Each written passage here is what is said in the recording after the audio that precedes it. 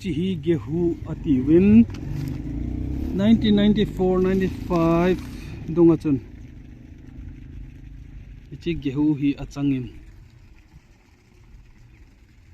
refugee a ko mo chun ein home jiven chi hi bula a ki kilha control ma to na ki hun khom ma na ki ne ji hin a phunglong ki mukhalo achangin ngen kan mu wen tu ni hin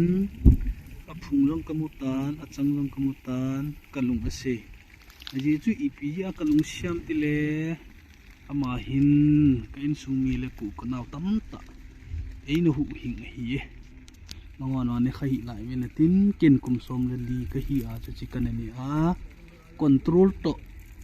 chi hi na ki pela ana ki ne ji hi amin jong ki ta kha tho tho hi diwang di masat nga yin na ki tu bu ve chu ki te la kol bu to bu long kan ki pen ji na do si so lam pathin na go na pha nung chi hung chi a tu ni kho ai ge hu chu a phu i ta bang le dam ti a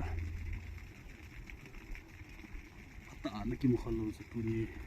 kami tan ki mo tai a phung chi e ka ki pa pi le jeng Uttar Pradesh e ge hu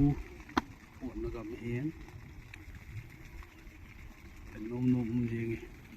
mun tin gam tin a ge hu ne cái pa e gehu nang za lai chen ka pha hen nang long pathin bu jing hen